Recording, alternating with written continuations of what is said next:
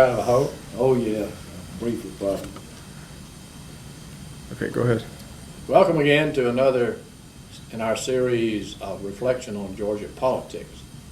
Today we're going to discuss the administration of one of Georgia's great governors, Marvin Griffin. We have with us his son Sam, who is the editor of the Bainbridge Post-Searchlight, and Mr. Ben Wiggins, who is executive secretary to Governor Griffin, and a member of the Georgia Public Service Commission. So welcome, gentlemen.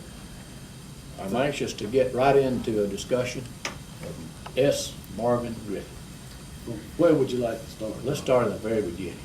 Okay, first let me say how much we appreciate you doing this, because outside of a few of us who are fewer in number every day and whose members are not improving any, there are not a lot of people who can speak to it from a first-hand information, but he's certainly one of my favorite topics. I just began with his family. His father, Ernest Howard Pat Griffin, my grandfather, who died before I was born, so I never knew him, but vicariously I feel like I did between the stories I've heard about him. But he was a member of the House for several different terms, and I suppose that's where my dad got his love of politics, because he would come up to Atlanta with him during the session, and they would stay in the old Henry Grady. No, this before Henry Grady was where the governor's mansion was. How about the Kimball House? The Kimball Kimball House. House. I couldn't think Kimball House. Thank you, Ben. It takes two of us to come up with. But at the Kimball House, and then he would wander around Atlanta. You could do that then. And he remembered while his father was in the legislature, and he remembers coming up to the governor's mansion there where the Henry Grady was, and swinging on the gate. And the policeman came along there and told him he couldn't do that. He said, "Want to know whose house it was?" I told him. He said, "Well, you can't swing on the gate." He said, "But would you like to be in there one day?" And he said, "Yes," and he'd like to live there. So that got him started, because he went to the Citadel, pitched baseball for the Citadel. In the summertime, he pitched baseball also for sandlot teams. Used to go down to his brother-in-law's place at Lake City. His brother-in-law had a drugstore, Russ Davis, and he would jerk sodas in the afternoons and in the mornings, and play baseball in the afternoons. But baseball was a great love of his, and he was a good athlete.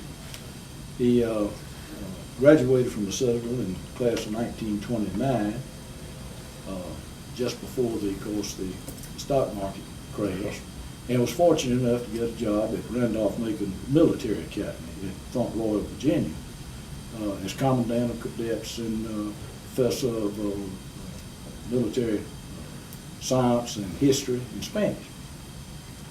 His classmate and close personal friend, who was later his best man, was Tom Howey, who got the same job, a comparable job, at Stanton Military Academy. Howey went on, they parted company in World War II, and Howey was killed at St. Louis. And but he got started in my grandfather Smith, that was my mother's name, in Winchester, was the county treasurer up there, which is what we would call tax commissioner here, for 20-some years. So I guess it was not only in his blood, he married into it. Yeah. When his father became ill in the early 30s, he came back to Bainbridge to run the paper. Depression was at its peak. Business was at its worst. Accounts receivable weren't worth a whole lot.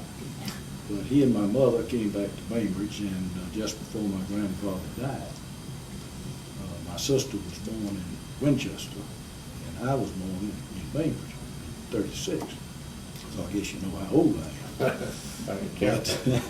But he ran for the legislature at 34, I think it was, and served 1-2-year term there, and then his father died.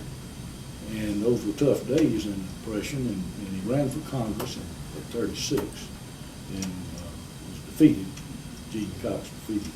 It's a funny thing there, because his one of the things that his opponents used on him was that his grandfather, the rumor was that his grandfather was a Republican.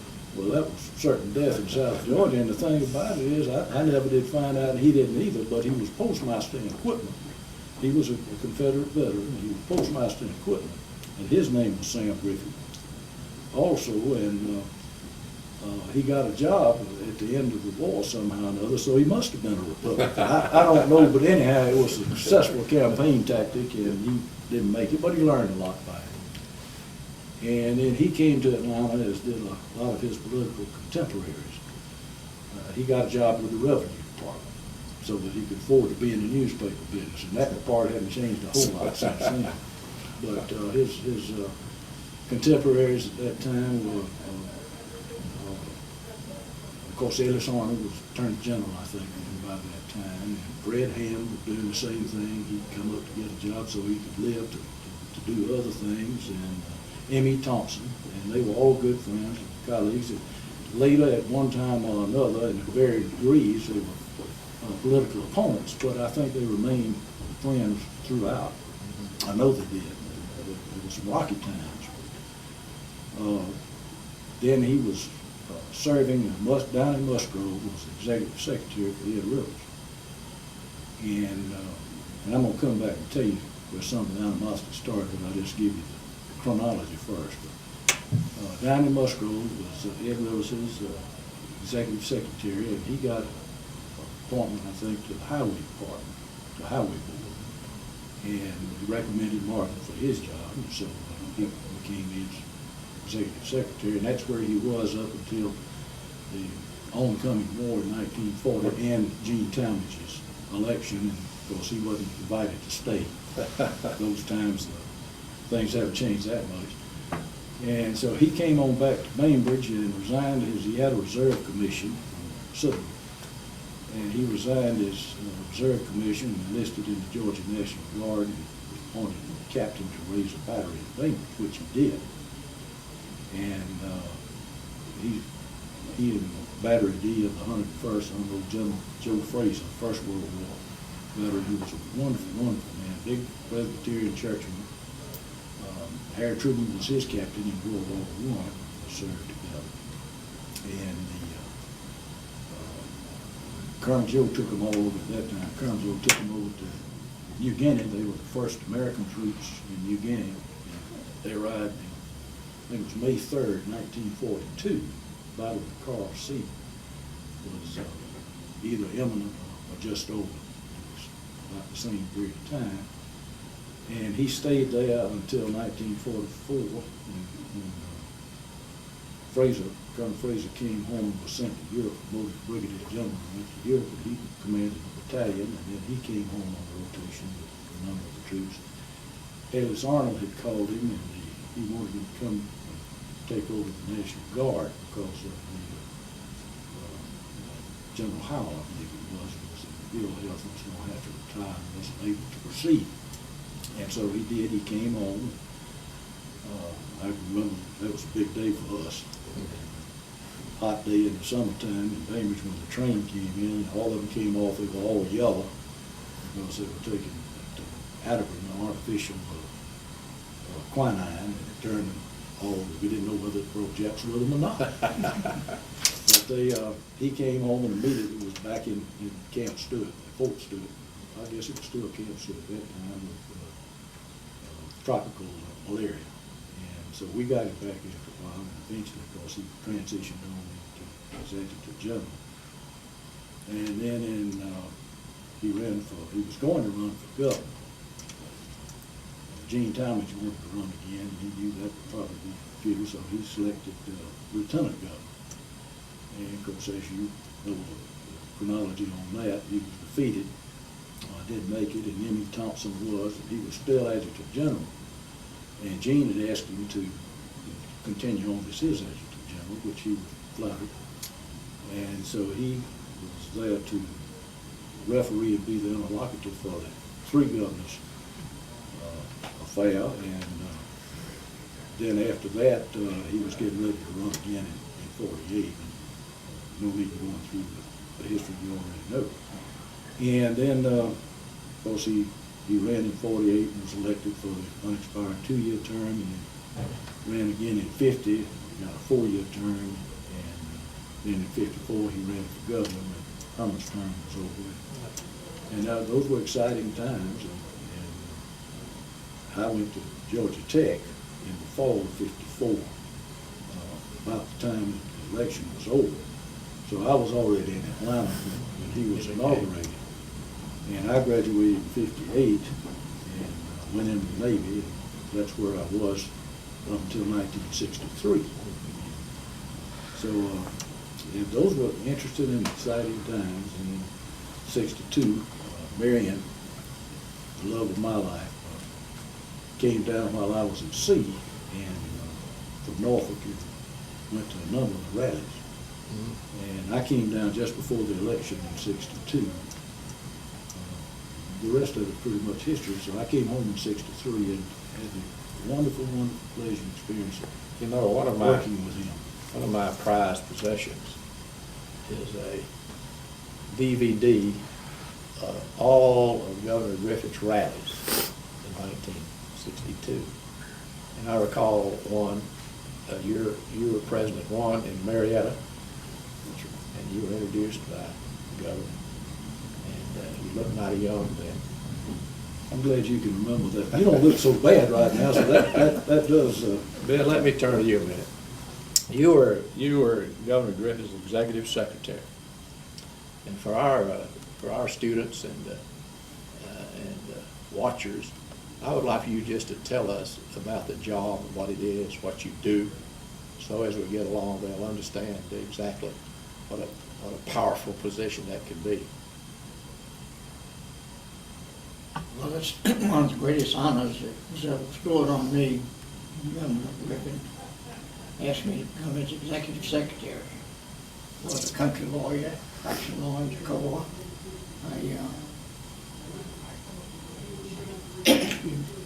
Faction law in Tacoma, and I was in the legislature. And I admired Governor Griffin so much, his sense of humor, and if you didn't want to like him, you better not be around him. He meant so much to me and my family that words are inadequate to truly express myself. But excuse me, I don't know what's happened to my throat today. Anyway, he's one of the greatest men I ever knew. He was a caring governor, and just as going to record a lot more good things about him the longer that we're around. What I remember most about him, and I knew him well, I used to fish with him and hunt with him and spend a lot of time, eat purloo with him, and which I enjoyed. My wife doesn't like it, but I do. But one thing I admired about Governor Griffin was his great sense of humor. He could be funny when he won, and he could be equally funny when he lost. And I thought that was a great trait, and really was his personality. Let's get in now to his administration. He became governor in 1955. Immediately began working on an administration that was very, very progressive. Rural roads, hospitals, 50% increase in the school budget, Stone Mountain, more tourist outdoor facilities, farmers markets. He was genuinely a good governor, I thought. Amen. I agree. Yes, and so, but, you know, toward the end of his administration, he attempted to increase appropriations to his rural road program, and it didn't work. Do you remember that period?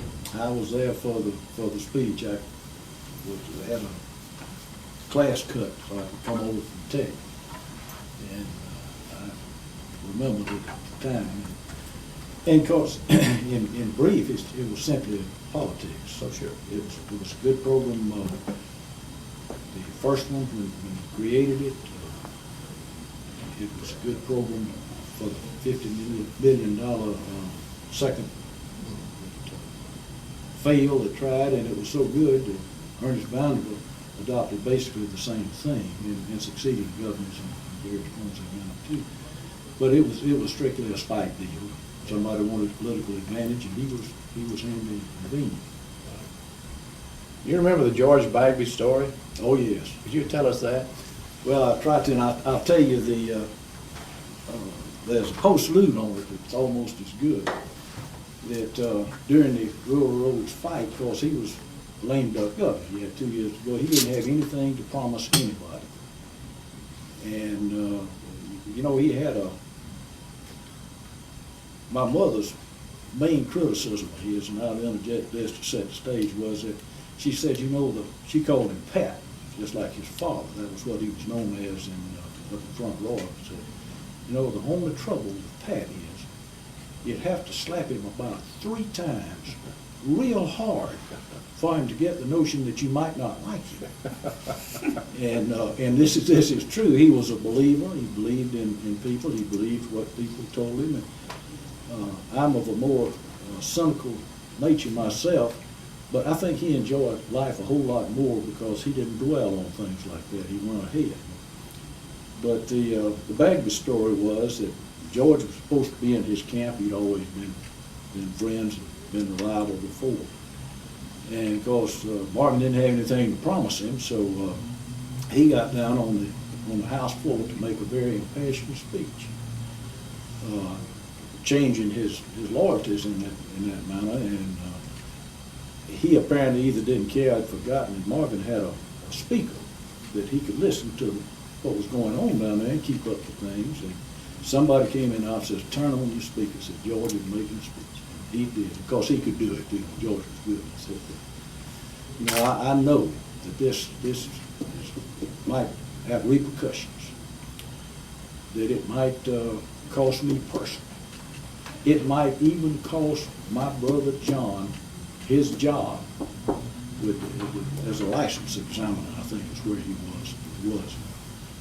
He said, but I've got to do it. My conscience demands it. I've got to do it. And he went ahead and came out in opposition to it. And my dad picked up the phone, as he tells it then, and called Peck, because he didn't know George Bagley had a brother. Picked up the phone and he called Peck Dominic, and head of State Patrol, and said, Peck, said, do you have a license examiner named John Bagley?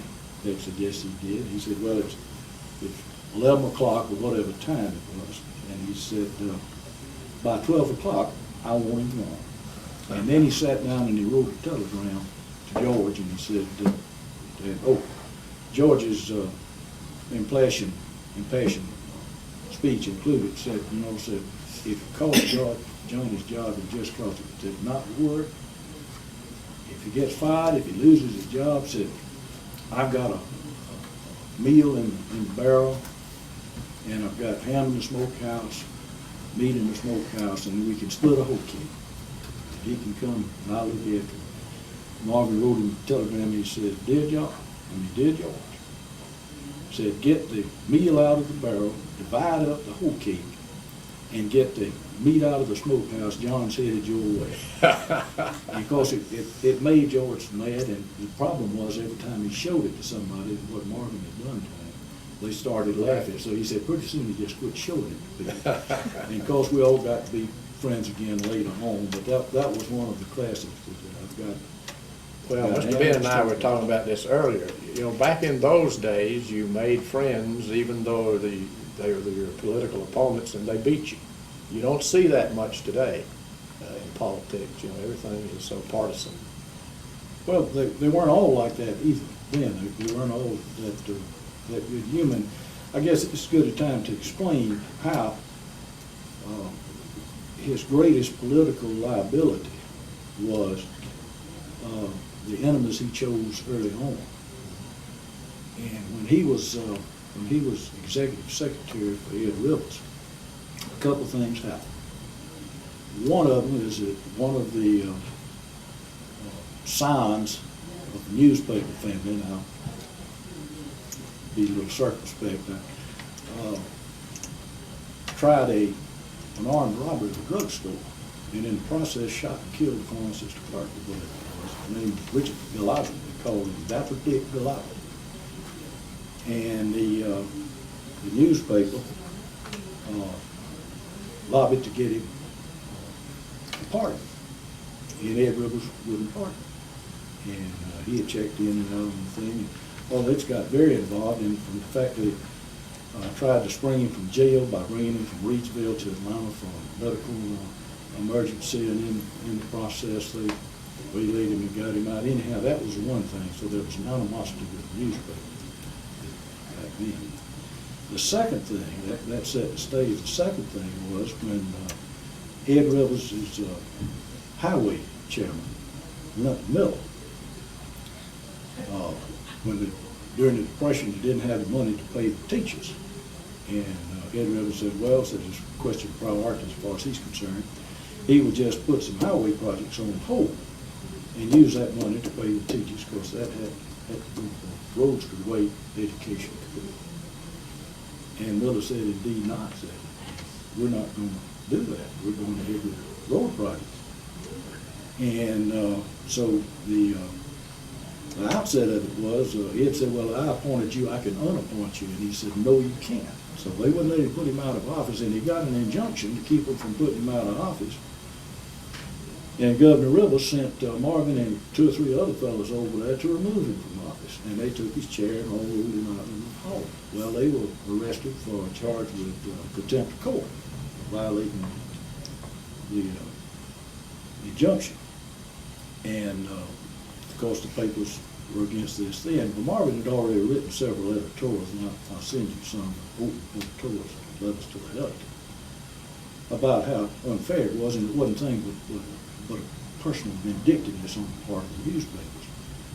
And that, well, let's just say that relationship did not improve over the years. And they lit out after Ed Rivers. That's when they started a business about scandals for pardons and things, which was a lot of hooey. And one of the things they beat Marvin over the head with later on is that he got a pardon for himself. Well, of course he didn't, but when they were ready to leave office, it was a $200 fine, by the way, and that was as big as a house in those days. And Marvin said, asked him, he said, he'd asked him apparently, is there anything he could do for him? He said, yeah, you can pardon me for that citation there, for filed contempt court citation. So he did.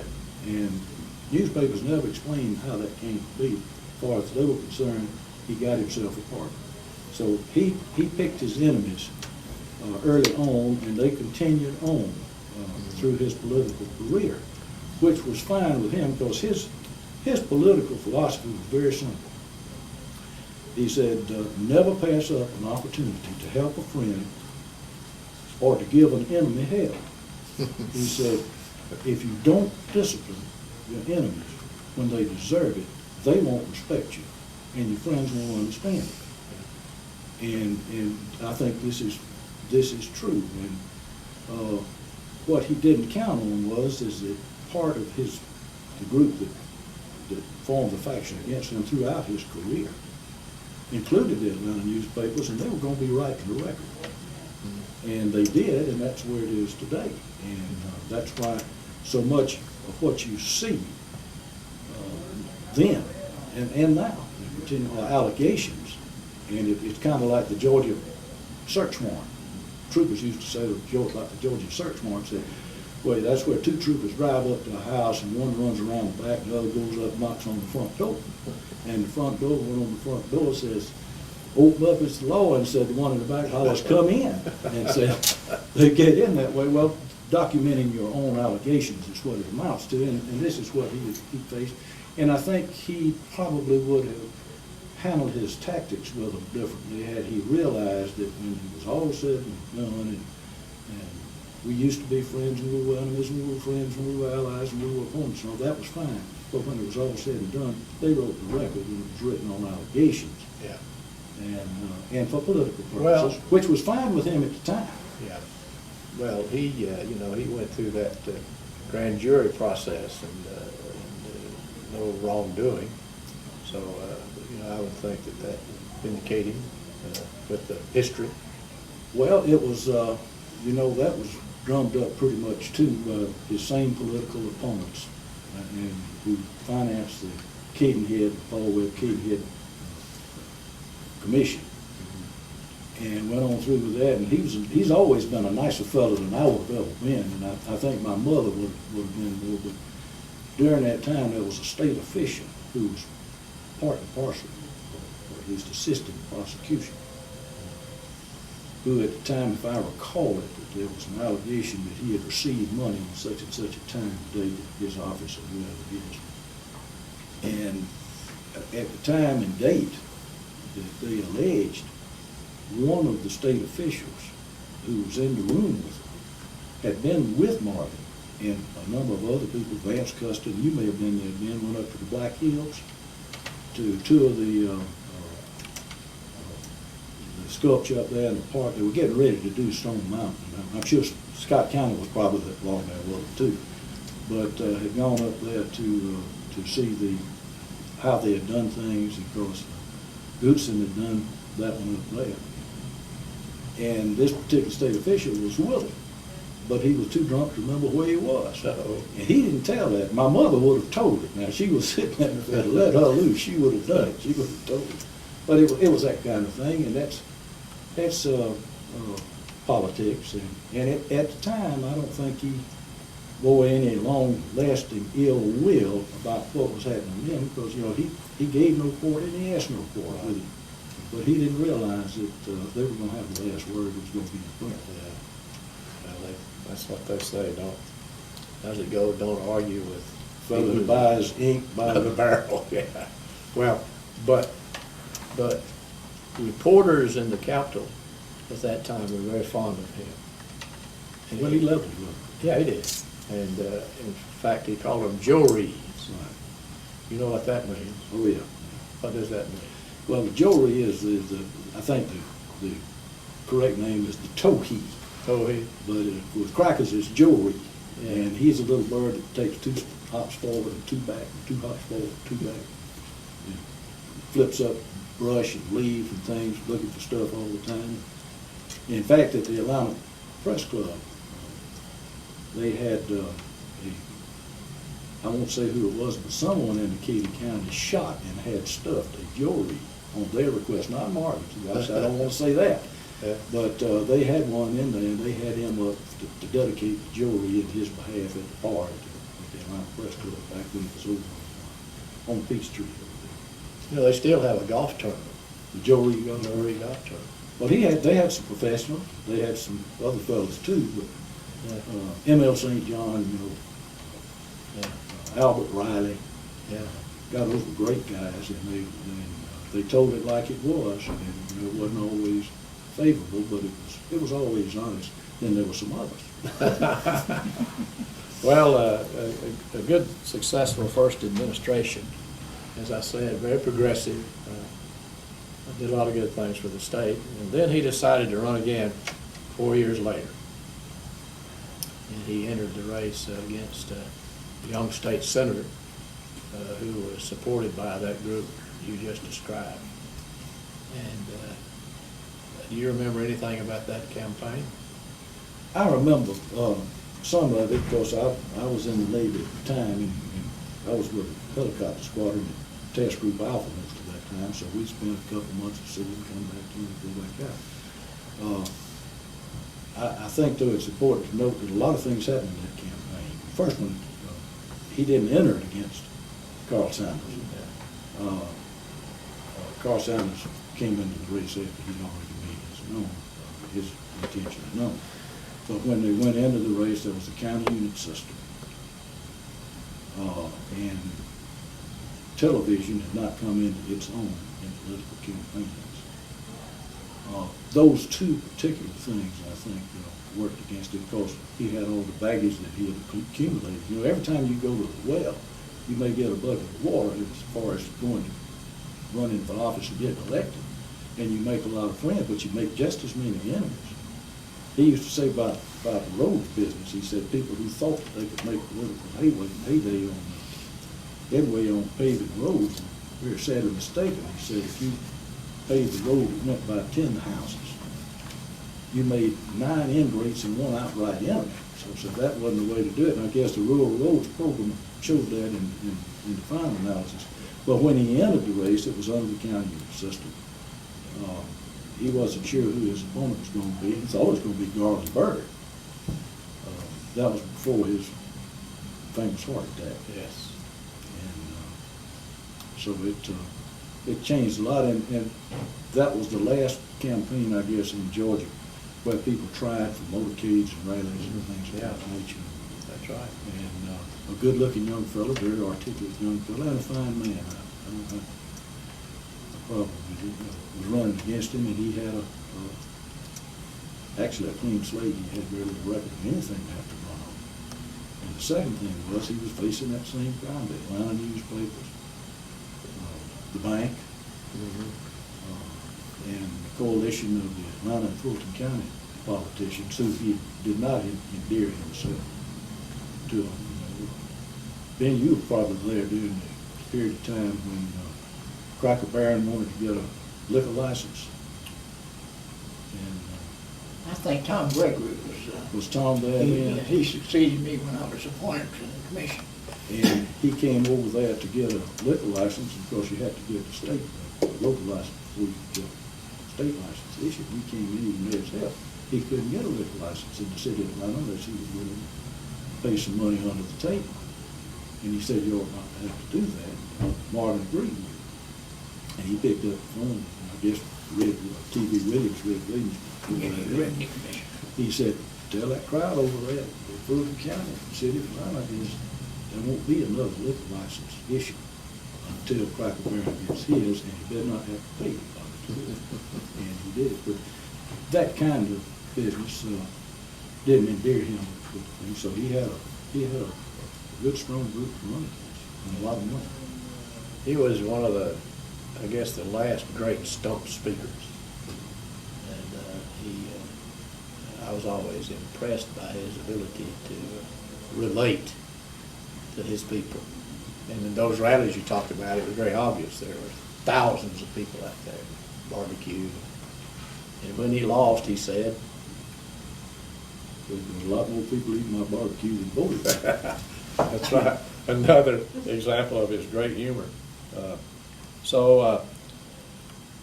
lost that race, but he didn't get out of politics. He came back home, and as I recall, he was very active on behalf of other candidates there for several years. Yeah, not so much in the state at that time until just one occasion, but he was interested in some of his contemporary governors. He worked with George Wallace, and he remained friends for years. And, he worked for Gerald Ford, and of course, you know, he stood in so that they could have a name on the ballot for George Wallace until they could get a full-time Vice President candidate. yeah. And but he remained interested and kept up with politics. He wrote a column twice a week. By that time, we were twice a week in the Post-Searchlight up until the week he died.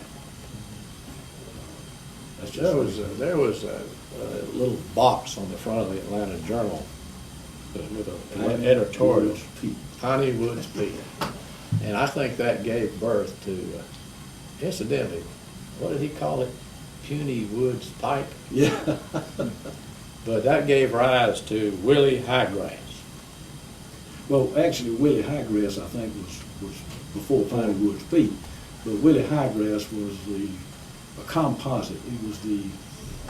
He was all the things. He was the Georgia Cracker, the ordinary, everyday thinking man that didn't have a lot of assets, perhaps, but had an awful lot on the ball. And that was who he identified with.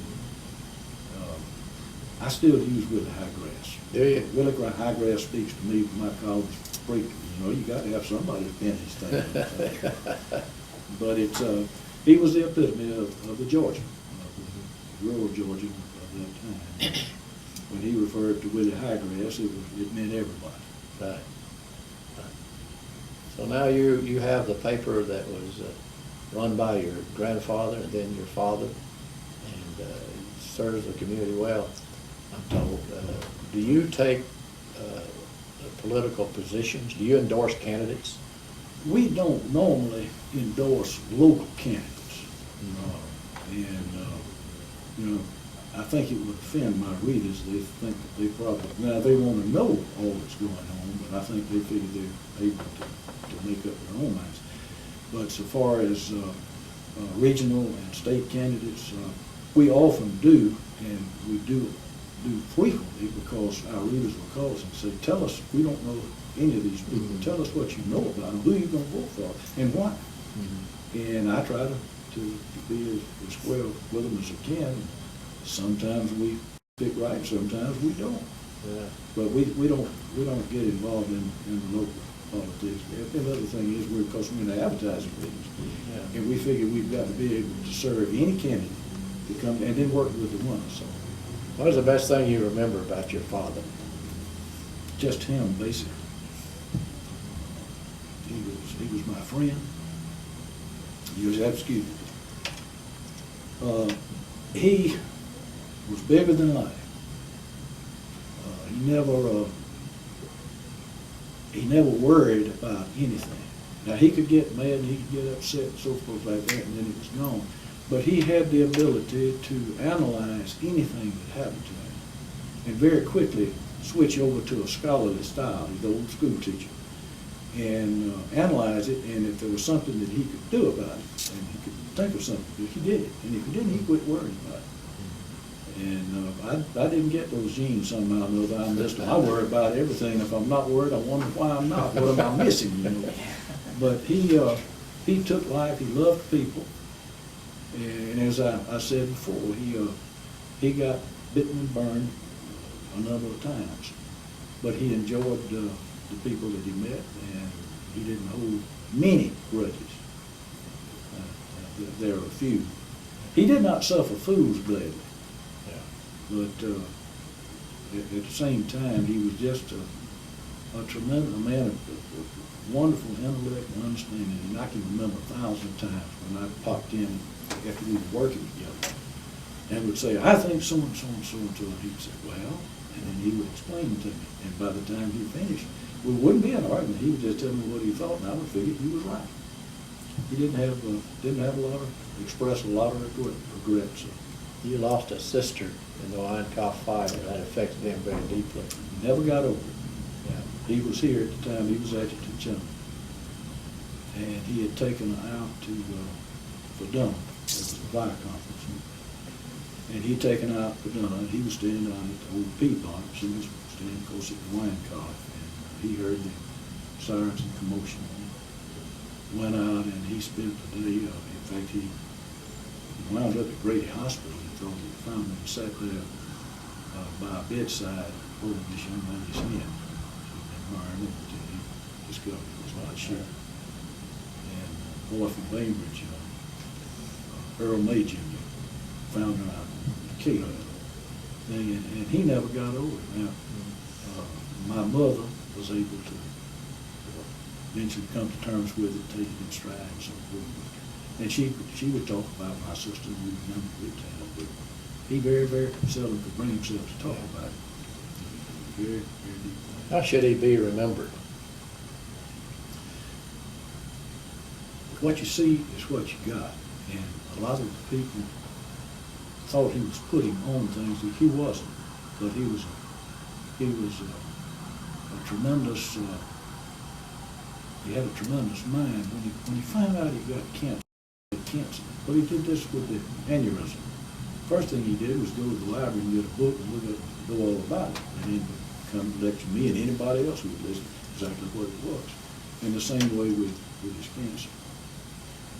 But he was a man of great integrity despite the allegations against him.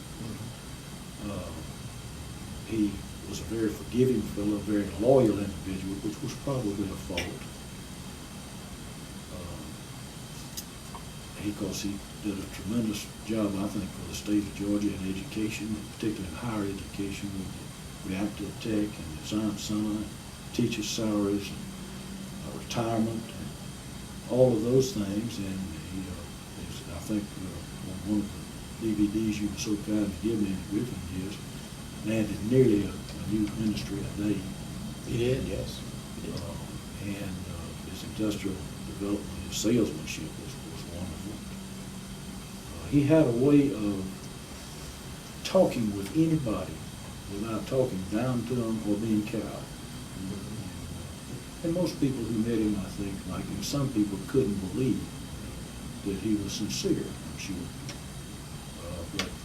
But I think he did a wonderful job with that, of dedication to the district, because with roads. And he just, well, his epitaph, so to speak, was publisher, statesman, soldier, and that was what he did. All of his men in the 101st outlined it. I don't think he ever, during the 2.5, 3 years that he was in charge of them in the jungle, they took pounding from the Japs. I don't think he ever had any court-martials. He didn't have to. They knew that they were going to get it if they misbehaved, but they knew that he wouldn't embarrass them, and that he would look after them, and that when it was done, it was done. And that was over. There are not many of them left. I still go to all their reunions. I think this coming year, next year, will be the 101st. You resemble your father. Well, thank you. They have the same hair. You do really look like it. That's quite a compliment. The governor would be very proud of Sam, I'll tell you that. Yes, he would, yes. And he has reason to be. He has reason to be.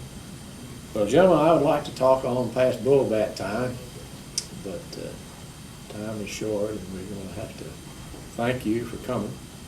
We appreciate it. It's been very enjoyable. I've learned a lot, and I know those people who see this presentation will learn a lot. So thank you very much. Thank you for the opportunity, Bob. And thank you, Ben. Well, I just listened to you. No, Ben been family with us for years and years. Yeah. Good. Thank you. Charlie was one of that other number. I know it, yeah. Listen, I was around here then. I watched all that stuff. You know, It's incredible. I think he was proudest of all the things that we talked about, but if he had one regret, one thing he could take back, I think it would be when he said, "Let's give the peanut farm a chance." Yeah. Yeah. I guess you knew him pretty well when he had folks in love. Yeah, I knew him very well, yeah. I knew Is him Doug very well. Lovell still living? Doug, as far as I know, still Is lives. he in good health? No, he's hasn't been doing it. Who was that? Doug, Fulton's brother. Doug Lovell. Doug Lovell, WL. He's, his wife died and he sort of became a recluse up there in the mountains. One of the funniest stories I ever heard. Doug Lovell told me, if you didn't know him, you can't appreciate it as much. But he was a striking physical example of a fellow. Typical mountain living. Could have been a gladiator. He was telling about being up there on one of the creeks up there, Dix Creek or someplace up in there. And he had stooped down on all the fours and squatted down to get a drink of water. And he looked up and hanging out over the creek right there, and he said this was a place a lot of people stopped for water. He looked up and it was a hornet's nest, huge. And he said to himself, he said, well, somebody will get hurt, I don't see that. So he got a rock in each hand to knock it down into the creek. I think it was floating. He called it a house. I hit you.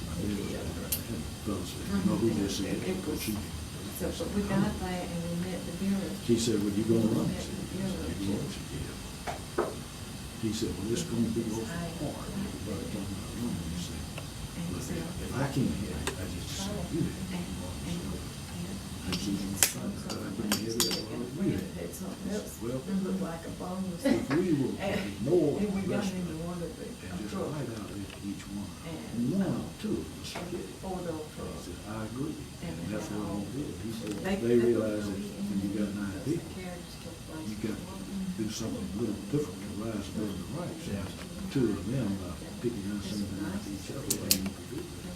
They put us out for us to go.